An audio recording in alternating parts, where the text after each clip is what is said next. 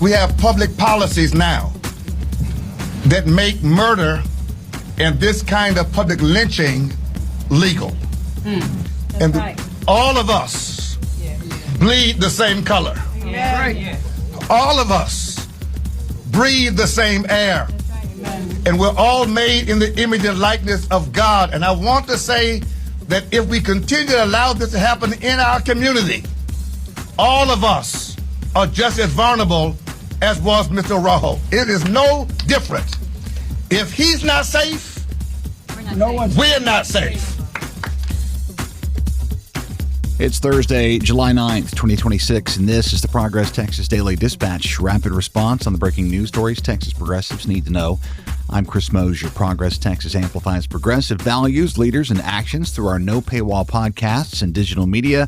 We make Texas politics easy to understand and to participate in, and your support for fact-based independent media hands the mic to millions of Texans. Thanks to Julianne Reeves, Lucy Frost, and Joey Russo-Cade for their ongoing sustaining support. At the top there was Bishop James W.E. Dixon II of Houston, senior pastor of the Community of Faith Church, speaking at a press conference yesterday as overwhelming grief, rising anger, and widening demands for justice emerge in the wake of the killing of Lorenzo Salgado Araujo at the hands of ICE on Tuesday morning. Nowhere has that grief been more strikingly evident than on the faces of his three sons, all U.S. citizens and college graduates who, along with their mother, found out about their father's death at the hands of federal immigration agents on the news. Ronaldo Salgado, one of Lorenzo's three boys, summed it up, quote, "He did not deserve to die," unquote. Jose Olivares at The Guardian says calls for an independent inquiry are spreading through Houston. DHS claims that Salgado Araujo weaponized his vehicle, facing intense skepticism, if not outright rejection, due to a well-established pattern of federal agencies using misleading statements to cover up the facts surrounding immigration-related killings. Aiden Runnels and Stephen Simpson at the Texas Tribune report on a massive gathering last night on Houston's Canal Street where the 52-year-old Salgado Araujo was killed. At this large and diverse community vigil, which notably drew a police presence massive enough to take up most of the area's parking, Congressman Christian Menefee expressed the neighborhood's profound outrage over the lack of transparency thus far, stating, quote, "ICE came to Houston and killed one of our own. This is not the first time this has happened, and every single time they come and they tell us their version of events, but we don't see any evidence," unquote. Congressman Al Green was there as well, saying, quote, "There must be such an investigation. We must not only have it, we must have a hearing so that the public can see and hear as much evidence as is available, especially body camera footage," unquote. Congresswoman Sylvia Garcia is also among those demanding a full accounting of the incident to protect the community from unchecked federal violence. She says, quote, "All available footage, communications, and other evidence should be preserved and reviewed as part of a full and impartial investigation. The victim's family, my constituents, and the entire community deserve a complete and transparent accounting of what happened," unquote. Perhaps the worst part of this tragedy is its potential to fade into routine. After this many ICE-related killings, how many Americans have begun to accept these horrific incidents as just a normal part of immigration enforcement? Houston, so far, is justifiably outraged at yet another senseless death, highlighting the sustained terror that's now inflicted on immigrant communities across Texas via aggressive and predatory federal enforcement tactics. Lorenzo Salgado Araujo was a hardworking construction worker with no criminal history who had lived in the U.S. for over 30 years and was targeted while driving his co-workers, likely also collateral targets of ICE, to a job site. His family believes he panicked when unmarked vehicles began tracking him, a dangerous ambush-style tactic commonly used by ICE that leaves residents unable to distinguish federal agents from criminals.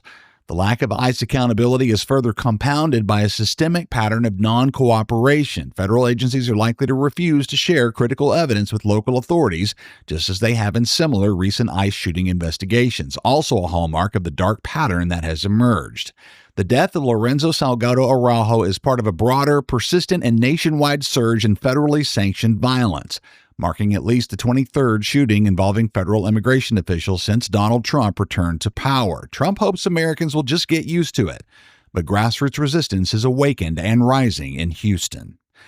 We're ripe for a major change in Texas, clearly, and recent fundraising figures appear to reflect a burning desire to bring on that change this November. Kayla Guo at the Texas Tribune says State Representative and Democratic Senate nominee James Tallarico has shattered national fundraising records by pulling in a staggering $30 million over just the second quarter of this year, a monumental haul, more than triple the amount raised by Tallarico's Republican opponent, Attorney General Ken Paxton, who brought in only $9 million in Q2. The Tallarico campaign has now raised over $70 million from more than 1.5 million individual donations since launching. Doing the math here, that averages out to about $46 per donation. An indication of genuine and massive grassroots determination to flip this critical Senate seat blue for the first time since Lloyd Benson's last Democratic win for Texas in that body in 1988. And to hammer this just a bit more, Tallarico has completely sworn off corporate PAC money, building this formidable war chest through genuine people power. An incredible 97% of his donations were for $100 or less, with teachers making up the most common profession among his contributors. Ken Paxton, meanwhile, hasn't disclosed quite yet where his $9 million for the quarter came from, though that will be made public when he files his campaign finance report with the Federal Election Commission by next Wednesday. Polling has the Tallarico-Paxton race in a dead heat, and all that money flowing into this fight portends a fierce one between here and November. A couple of notes out of the old hometown of Lubbock this morning. First, a huge gathering of concerned Flatlanders convened on Tuesday night at Lubbock's Memorial Civic Center to demand that local leaders halt predatory, resource-heavy data center projects threatening local communities in the Lubbock area, an issue that continues to demonstrate its power to unite Texans across ideological lines, as Lubbockites, like folks from across both urban and rural Texas, have overwhelmingly united against these massive and parasitic facilities. Molly Wilhelm at the Houston Chronicle says this meeting saw over 500 working-class locals show up on a Tuesday night to voice deep concerns over the catastrophic strain corporate tech centers threaten against regional water supplies, electrical grids, and the overall quality of life. The long line of speakers made it clear that no level of corporate profit or municipal tax base impact is worth selling out their public health, safety, and peace.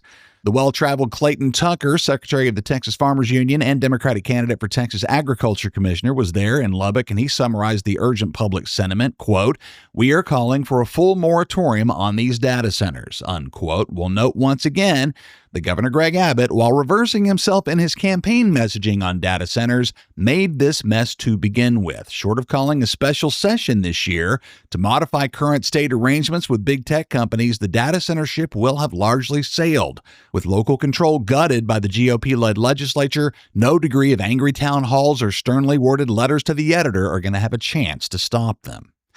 Also up in the Hub City, resistance rises at Texas Tech. Catherine Knott at Insight Higher Ed says faculty in the Texas Tech University system are fighting back against Tech's new draconian system of state-sanctioned censorship, filing a sweeping federal lawsuit against Chancellor Brandon Creighton and the Texas Tech Board of Regents. And this lawsuit, backed by an array of civil rights organizations, the Texas American Association of University Professors, American Federation of Teachers, argues that new policies at Tech violate the First and 14th Amendments while actively perpetuating racial discrimination. The lawsuit exposes how Creighton, a former Republican state senator from Conroe and a graduate of UT Austin with no specific personal ties to Lubbock or Texas Tech, administratively forced a partisan far-right agenda upon taking control in Lubbock, and that under Creighton's restrictive directives, university leaders have weaponized curricular reviews to systematically suppress instruction regarding Black history, systemic racism, and LGBTQ+ identities, all establishing an environment of fear in which professors risk losing their livelihoods over the exercise of even basic academic freedom. Christopher Wiggins at The Advocate adds that over 277 courses at Texas Tech have been altered to comply with the new restrictions, and vital gender studies programs have been completely eliminated. Faculty are now barred from teaching basic fundamental academic texts, including Plato's Republic and Ta-Nehisi Coates's Between the World and Me. The administrative bans extend to well-established and essential historical realities, such as the persecution of gay men in Nazi Germany, and even block crucial discussions on present-day health disparities impacting rural Lubbock and border communities in El Paso. Professional training has been severely bottlenecked as law professors are banned from presenting necessary context on landmark cases like Dred Scott. And Tech's medical students are prevented from interacting with transgender patients altogether. We'll continue to follow this lawsuit, and we commend these professors and advocates for fighting back in the name of academic freedom and integrity at Texas Tech.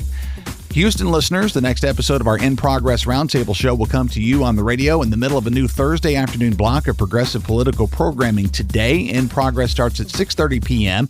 every Thursday on KPFT 90.1 FM after the Progressive Forum and before the midterm show with Ernest Wittering, and it runs a second time every Sunday morning at 11 on KPFT FM HD2. With your support, we hope to expand our radio footprint beyond Houston this year.